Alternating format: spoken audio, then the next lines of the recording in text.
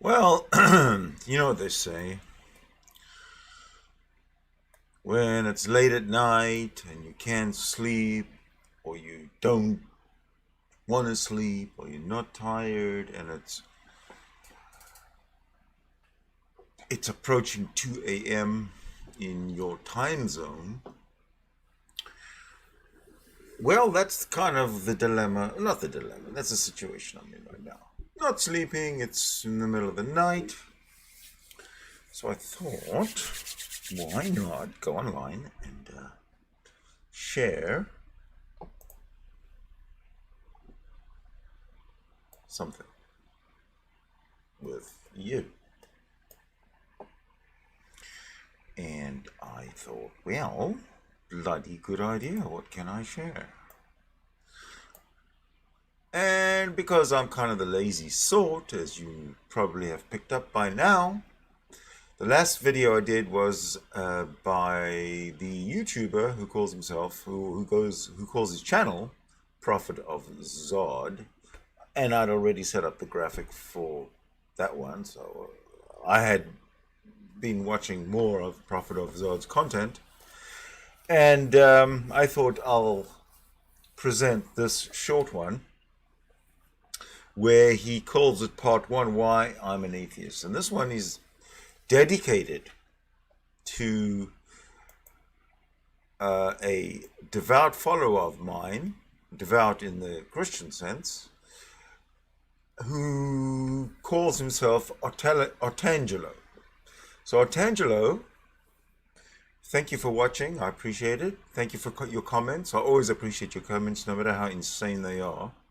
I might even share some of your comments. I've already shared all your comments except for the last one with my friends who are watching.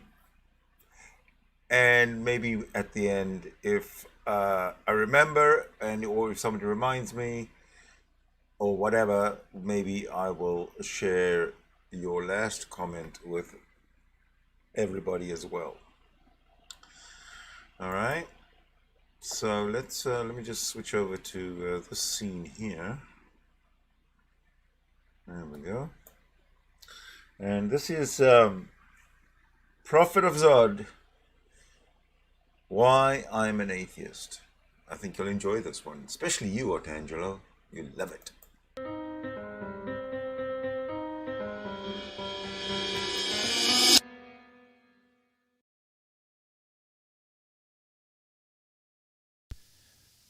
My son recently asked me how I know that people don't just disappear whenever they walk into another room. At first I kind of laughed it off, but then he surprised me by persisting, by arguing that it's reasonable to say that they do disappear, and instructed me that once a person closes the door behind him, I have no way of observing anything in the other room, and that, by implication, I can't prove one way or the other that the person continues to exist instead of vanishing into thin air until he opens the door again. In the complete absence of information about what the other room looks like, isn't his truth claim that a person disappears just as valid as my truth claim that the person still exists? After pressing me with this line of questioning, he stared at me expectantly, demanding in a playful way that I prove my lack of belief in vanishing people. My response? In short, I told him that we both know that the world as we observe it follows a pattern that suggests people walk into and out of rooms without their existence being interrupted. The most intelligent and useful thing we can infer from this pattern is that people still exist when we can't see them. His claim, on the other hand, runs contrary to everything we have ever observed. It doesn't explain anything we've ever seen or predict anything we're ever likely to see. In light of this, I told him, I shouldn't have to prove that the consistent pattern of reality I've observed my whole life continues to play out when I can't see it. Rather, he should give me good reason to believe that this pattern suddenly and abruptly breaks down when I'm not looking. Now, to be fair, my son understood this. I say none of this is an insult to him, because he's a smart kid who is just being purposefully obtuse for the sake of a little philosophical jousting. The problem is, however, that some people take this kind of thought process seriously. What's up, Josh Fierstein here. So I'm here to issue the $100,000 atheist challenge to anybody You know who that is? provide me proof or evidence that God does not exist. I think it's rather ridiculous that there's been... Do you know who that is? Remember Josh Fierstein, or I think that's his name? He was a big hit on the Christian pro pro-killing atheists and anti-abortion, and he was a nutcase for a while. He got very something about his video went viral. I can't remember exactly what it was, but he was a big name and a big laughing stock in the atheist community some time back. And his name's Josh Feuerstein. Been people for a long time that have said that God does not exist, and yet they're unarmed because they have zero evidence and zero proof. How would that ever hold up in a court of law? You see, if we were to look at absolute truth, and we were to look at the totality of all knowledge, all scientific facts, everything, and we were to be able to draw a circle that would represent it, it would look something like this, broad and expansive and large. And yet it is that if you were to draw a circle of everything that you know, every experience, every scientific fact that you've ever learned, whether in school or study, would probably look something more like this. Now, don't you think it's ironic that there's people that have lived in this little circle their entire life that are trying to claim that there's no God that exists outside of their knowledge? Therefore, because they've never experienced him, he doesn't exist. All right. Okay, so I'd probably be insulting your intelligence if I belabored the obvious similarity here. It's pretty clear that these arguments are on nearly identical philosophical ground. Mm-hmm. But my point is not to ridicule my son, who is only playing around, or to take jabs at Feuerstein, who is frankly an increasingly irrelevant buffoon who deserves none of our attention. I bring these two examples up because they very neatly illustrate an important point. Whenever someone draws a boundary around what I can observe, then tries to tell me that something somewhere outside that boundary is vastly different from everything I've ever seen before in my entire life, and argues this on no grounds other than the fact that I can't prove him wrong, then I feel quite justified in dismissing the claim. Yeah. And it isn't because I'm closed-minded or because I make unfair presuppositions about the world. Look, Feuerstein was right about one thing. I'm just one person, and the amount of knowledge I've obtained is minuscule in light of everything that can be known about the universe. But within that tiny circle, I have, from the time I was born, been observing the world around me, subconsciously noticing patterns and learning about how the universe seems to work. Mm-hmm. My goal is to gradually let that little circle expand as much as possible over the course of my life. And if I don't use my previous experience to help me filter plausible new ideas from absurd ones, I'll be wasting my time on a series of wild, uninformed guesses that will drastically inhibit my learning. Nothing in my life gives me reason to consider psychics, UFOs, ghosts, fairies, reptilian time travelers, or any of the other 1,000 wild absurdities people might try bringing to my attention. For pretty much all of my life, I've had the critical thinking skills to notice that these phenomena don't manifest themselves in the world as I see it, and to recognize the meticulous way in which people used conspiracy theories and claims of hidden evidence to explain why I never see them. Right. I am taking a small break here to bring in this little graphic here. This is how we are going to communicate with each other. Hello, YouTube chat. JG, welcome, and Donnie H, hey. What time is it down under? Well, I'm in Canada, so I don't know what time it is down under, but they're as much as 17 hours ahead of where I am. And here it's coming up to 2 a.m. on the west coast of Canada, which, as you can see, is where I am. Now, let me go and get back here. And Jay says, I am an atheist because God is a monster. How could you worship something that would ever condemn anything to hell? Well, yeah. I mean, God is a monster because man created, in man's mind, God as a monster, right? So yeah, it's fucked up.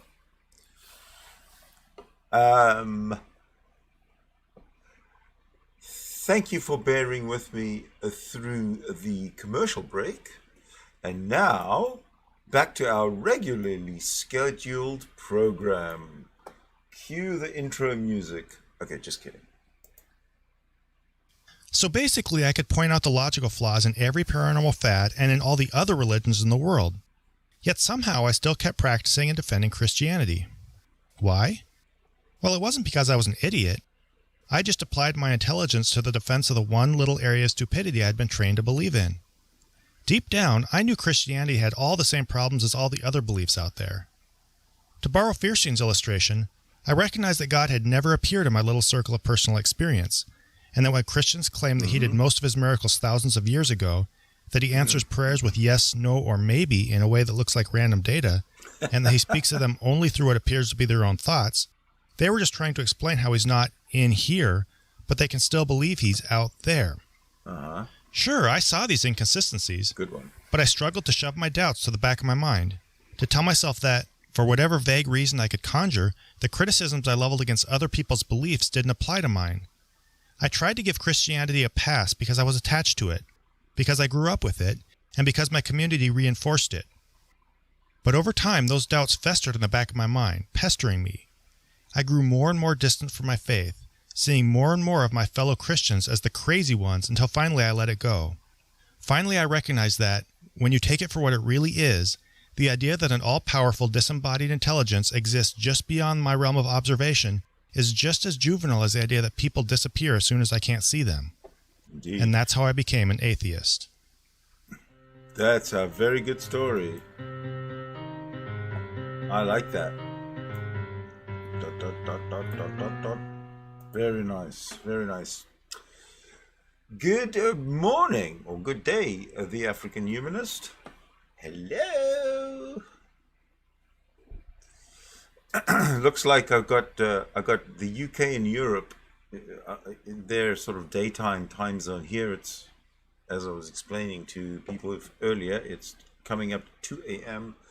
and I can't sleep. So I did that video, and now I am seeing what's happening. If anybody wants to start to come online and have a chat, let me know, because then I'll get the meet room started, because it's always the same link. But I'm not going to open a room. I need to sit there and wait for somebody to come in, and nobody comes in, and then I have to close it again. So, yeah. If no one, if this, yeah, if there's no action, then this is going to be getting stale real quick. So I'm going to shut it down. So, okay, here, the final call. Artangelo, especially, I want you to come in here and have a chat with me.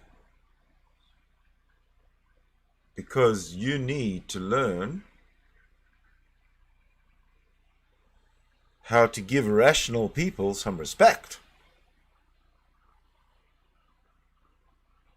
I actually said I was going to show you Artangelo's comment, didn't I? Didn't I? Oh, all right. So I can find it for you. It was on one of the videos, I think.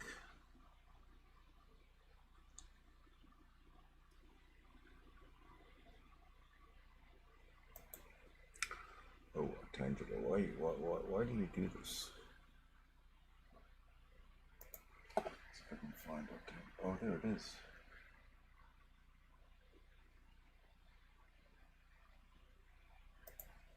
Oh, perfect. There it is. Listen, look at this.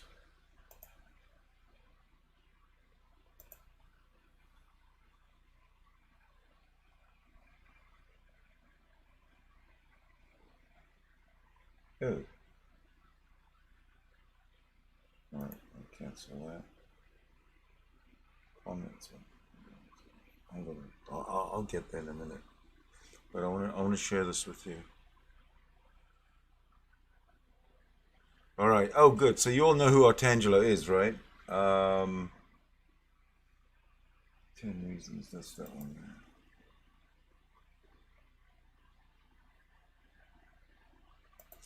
Okay, let me find it.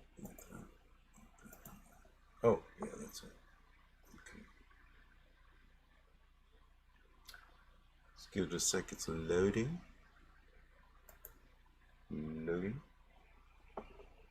We are very slow because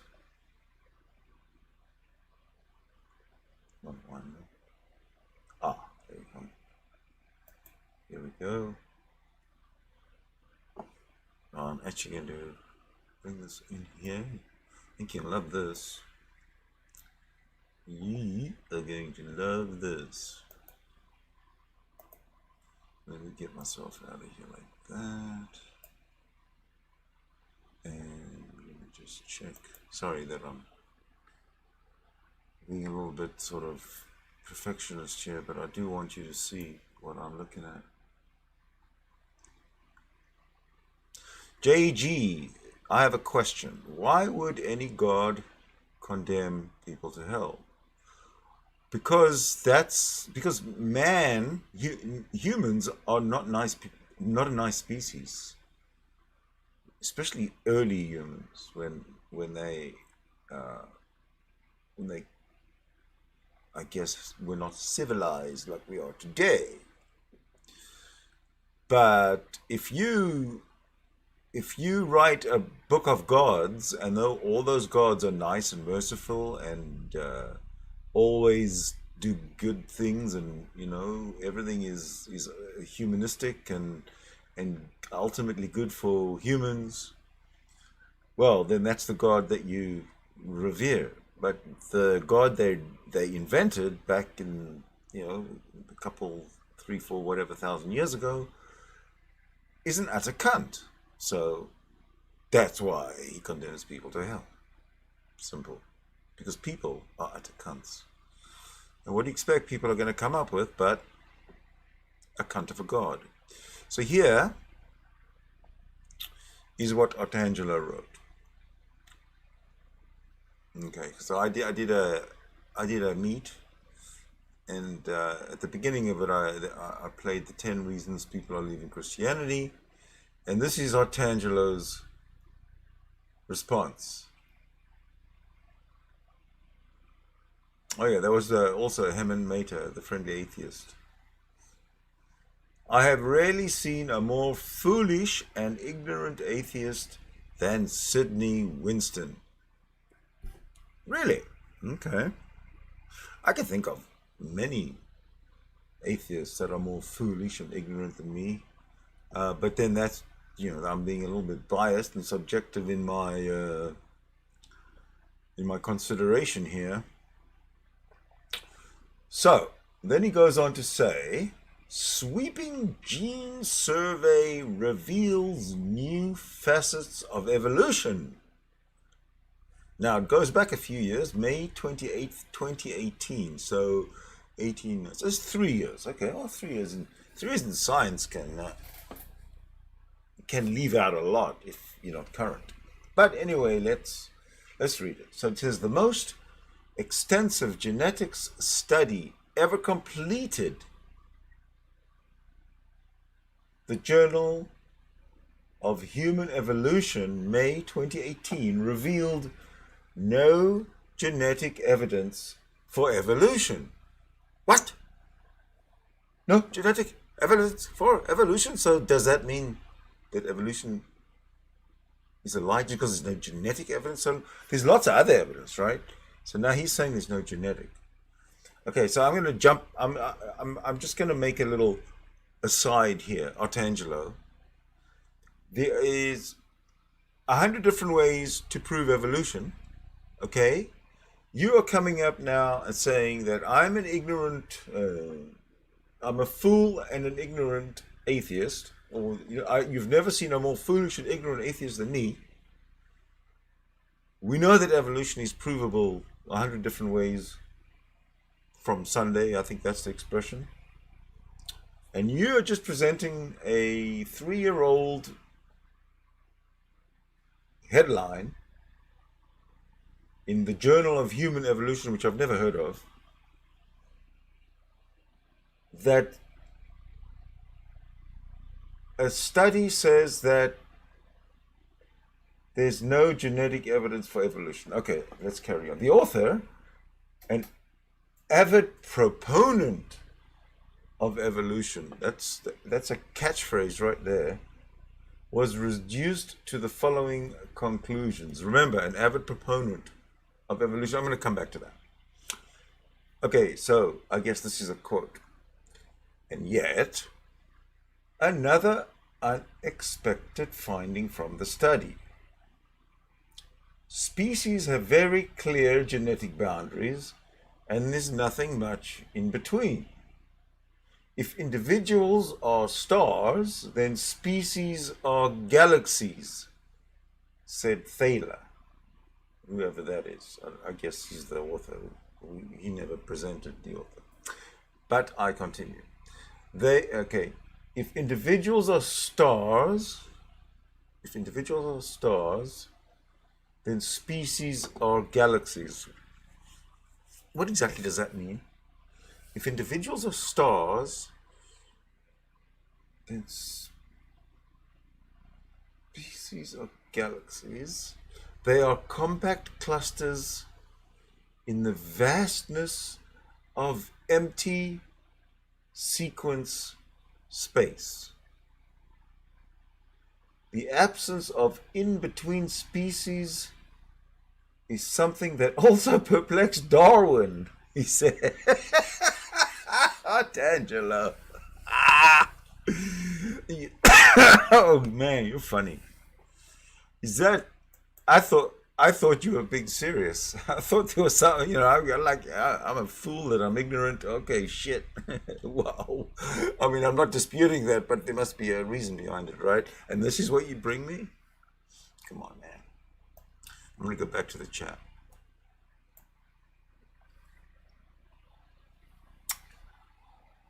The African humanist.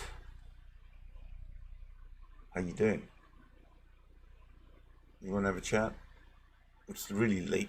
It's approaching. It's just gone 2 o'clock. I think I must be watching the clock for some reason because I'm announcing the time every 5 minutes. I'm going to catch up with where's the chat? What happened to the chat? Hold on a sec. There we go. Who's going to bed?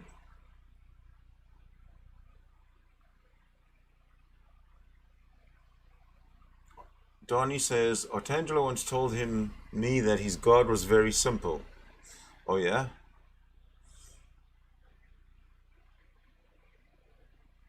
It is brilliant marketing to threaten non-believers. Yeah, I agree, African humanist. Artangelo is incoherent. He's as incoherent as his buddy and mentor, Darth Dawkins. And as incoherent as Canadian Catholic.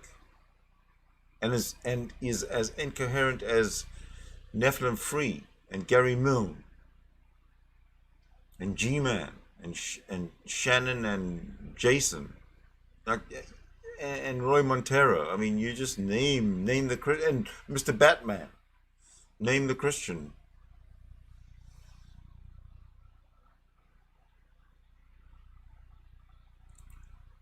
Apparently, this scientist was a young Earth creationist. You talking about Thaler? Thaler was a young Earth creationist. I've never heard of this guy, so. Oh yes, I said I was gonna return to. Yeah, let me go back here. Hold on. Okay, yeah. So the author, an avid proponent of evolution. Okay, let me get back to what Donnie said. Oh, you have to go to bed. Okay, thanks for the visit, Donnie. Good night, and thanks for the comments. I can talk about it. So he says, apparently the scientist was a young Earth creationist. I'm assuming you're talking about this the scientist, Thaler, but he's an avid proponent. I don't know. I don't know who you're talking about. However, an avid proponent of evolution, that sounds like a political position. That doesn't sound like a scientific position to take. Because if you're a proponent of evolution one day and you switch sides, it's like you work for Coca-Cola and you're a proponent of Coca-Cola. You get a job with Pepsi and now you're a proponent of Pepsi. This doesn't. We're talking science here, Artangelo. We're not talking Coca-Cola and Pepsi-Cola. We're talking science, hard scientific data. So it seems to me, Artangelo, that the fool and the foolish and ignorant Christian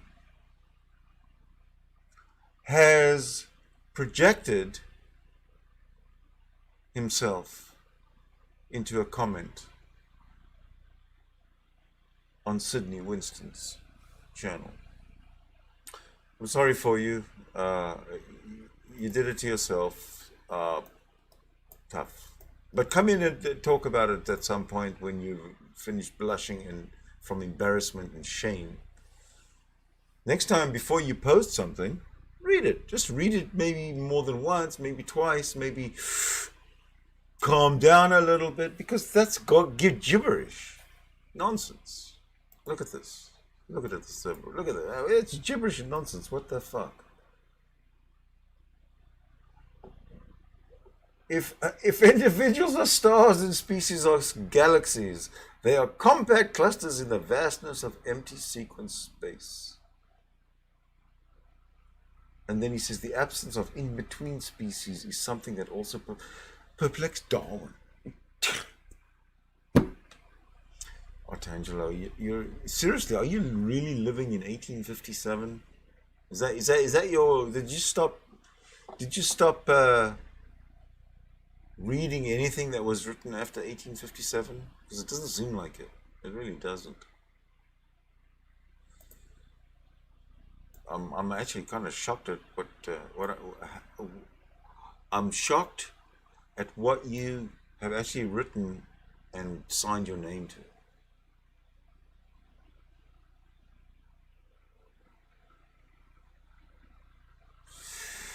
Man. Okay. Artangelo, you disappointed me. But get back to the chat here. Okay, so there is no movement in the chat. I'm going to do something else.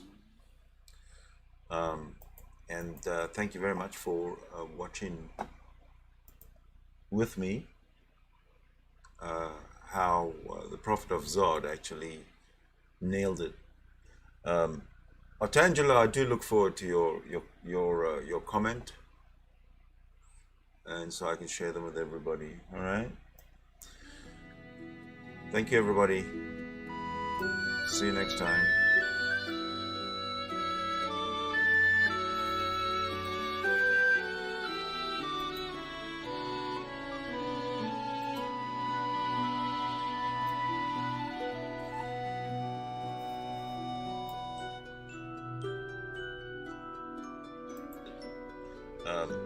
Artangelo, I do look forward to your comment, and so I can share them with everybody. All right. Thank you, everybody.